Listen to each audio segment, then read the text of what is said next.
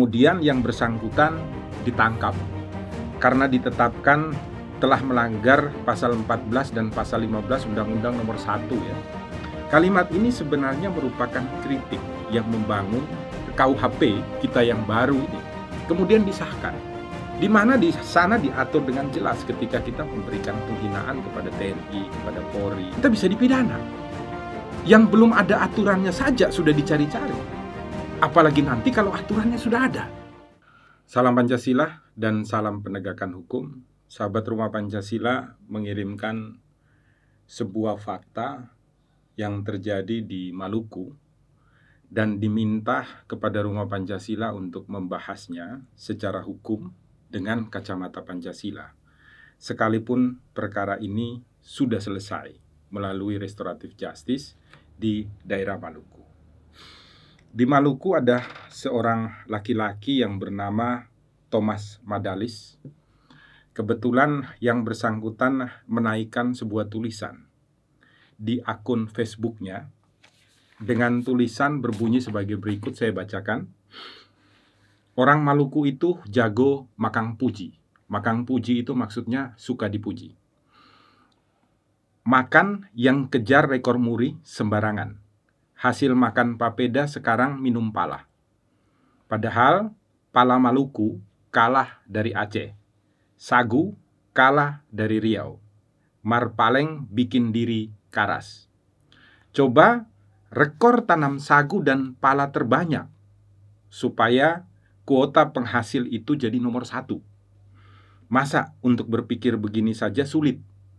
Ya Tuhan, ada apa dengan TNI Polri di Maluku? Kenapa jadi gila muri? Dari kata-kata ini, kemudian yang bersangkutan ditangkap karena ditetapkan telah melanggar pasal 14 dan pasal 15 Undang-Undang Nomor 1 ya, tahun 1946 tentang peraturan pidana, sekaligus pasal 45 ayat 2 junto pasal 28 Undang-Undang IT.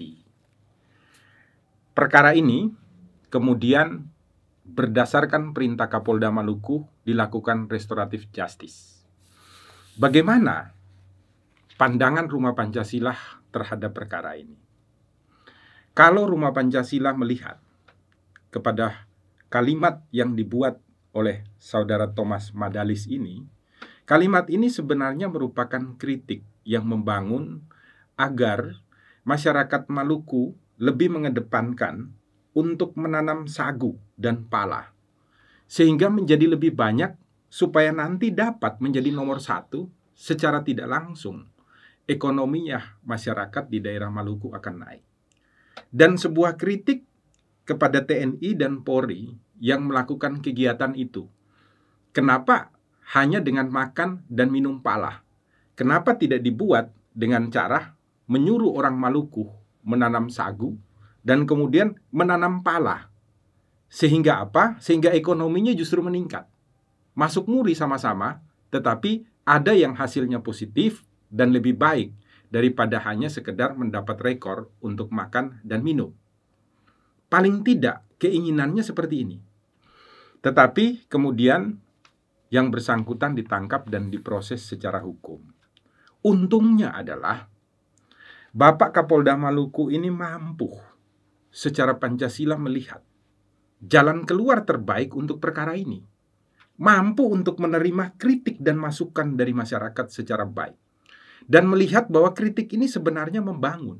Bagi siapa? Bagi kita semua di rumah Indonesia.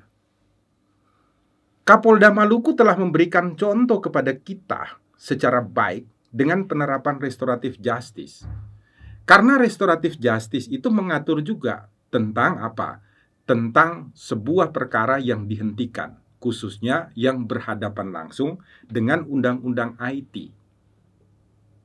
Itu diatur di dalam pasal 7 dan pasal 8. Nah, di dalam pasal 8 dikatakan dengan tegas, sebuah perkara bisa dihentikan apabila yang bersangkutan menyatakan permintaan maaf. Melalui apa? Melalui media elektronik ataupun media massa yang ditulis. Permintaan maaf ini kemudian harus ditambah syarat-syarat lain. Salah satunya adalah dengan bersedia untuk menurunkan konten yang sudah terlanjur dinaikkan. Maka terjadilah restoratif justice dan kemudian yang bersangkutan ini bisa dikeluarkan dari dalam tahanan. Ini baik bagi kita semua. Karena para pembesar negeri ini, khususnya Pak Kapolda Maluku, telah mampu untuk memahami di mana ada ruang kritik dan di mana sebenarnya ruang untuk membuat keonaran di dalam masyarakat. Tetapi ini menjadi perhatian bagi kita ya. Secara khusus, bayangkan yang belum ada pasal saja untuk menghina sebuah institusi seperti TNI dan Polri, itu sudah dicari-cari pasal-pasal lain. Untuk apa? Untuk menghukum orang-orang yang sebenarnya diberikan ruang. Untuk apa? Memberikan masukan dan kritik kepada kita bersama-sama, sehingga kita mampu mengelola bangsa dan negara ini secara baik. Tetapi harus berhadapan dengan hukum. Belum ada aturannya saja, sudah terjadi seperti ini.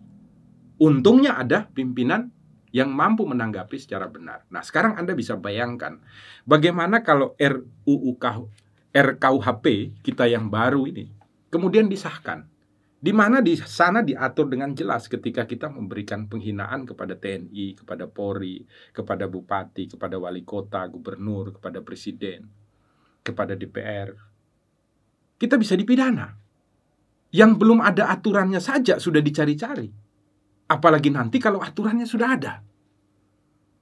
Lalu di mana perintah daripada Pancasila agar kita itu gotong royong sebagai teras dasarnya? Gotong royong itu termasuk memberikan masukan, memberikan kritik, memberikan himbauan. Makanya Undang-Undang Dasar secara jelas memberikan ruang kepada kita untuk bebas berpendapat, baik secara lisan maupun tertulis di muka umum. Dan kebebasan itu diatur dengan undang-undang. Undang-undang kebebasan menyampaikan pendapat. Akan sangat rawan dan akan sangat sumir ketika nanti ada kita-kita yang ingin mengkritik dalam rangka membangun, justru kemudian kita harus berhadapan dengan hukum. Lalu bagaimana kita dapat merekatkan kebersamaan kita untuk membangun bangsa dan negara lebih baik?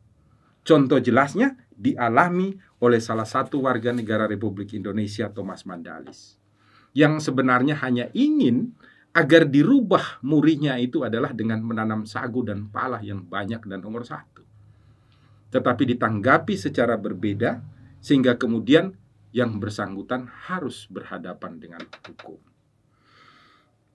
Rumah Pancasila hanya berharap ke depan akan banyak ya para pembesar negeri ini, Kapolda di seluruh Indonesia, ataupun jaksa, ataupun hakim, yang kemudian mampu untuk berpikir melalui ruang-ruang Pancasila, bahwa rumah Indonesia ini dibuka bagi setiap orang.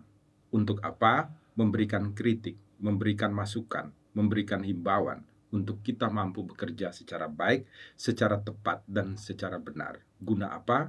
Guna mewujudkan keadilan sosial bagi seluruh rakyat Indonesia. Semoga menjadi ruang bagi kita semua untuk berdiskusi, dan yang terpenting, menjadi kajian terpenting bagi kita untuk melihat apakah RKUHP yang mengatur ketentuan-ketentuan tentang pencemaran nama baik ya, atau penghinaan terhadap Polri, terhadap TNI, terhadap anggota dewan, bupati, gubernur, dan lain sebagainya itu masih perlu ataukah tidak di rumah Indonesia untuk mewujudkan keadilan sosial bagi kita semua. Sahabat Rumah Pancasila, jangan lupa ya, buka mata, buka telinga, selalu berbagi di rumah Indonesia. Dan ingat, cara kita berpikir, berbicara, dan bertindak haruslah dalam rangka menjaga NKRI tetap satu dalam bingkai Pancasila. Bingkai yang menjadi landasan kita hidup, membangun Indonesia kekal dan abadi. Salam Pancasila dan salam penegakan hukum. Melapangkan